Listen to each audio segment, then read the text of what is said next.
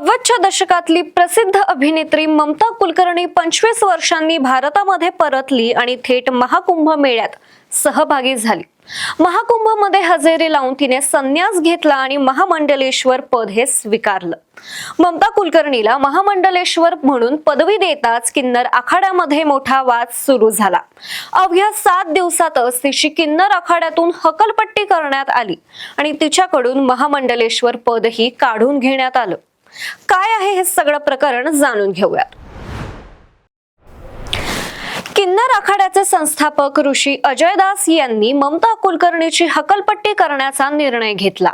याचबरोबर आचार्य महामंडलेश्वर लक्ष्मी नारायण त्रिपाठी यांनाही पदावरून हटवण्यात आलंय।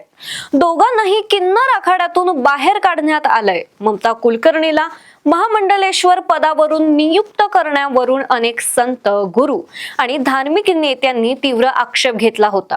त्यात रामदेव बाबा आणि धीरेंद्र कृष्ण शास्त्री यांच्यासारख्याही प्रमुख व्यक्तींनी या निर्णयावर नाराजगी व्यक्त केली होती। एका महिलेला किन्नर आखाड्याची महामंडलेश्वर बनवणं हे नियमान विरोधात आहे, असं स्वतः किन्नर आखाड्याचे संस्थापक अजय दास यांनी सांगितलं। यावरच ट्रान्सजेंडर कथावाचक हिमांगी सखीमा यांनीही अनेक प्रश्न उपस्थित केले। त्यांनी ममता कुलकर्णीच्या भूतकाळाची आठवण करून देत त्यांना अचानक महामंडलेश्वर पद दिलं जाणं याची चौकशी केली पाहिजेत असं म्हटलं।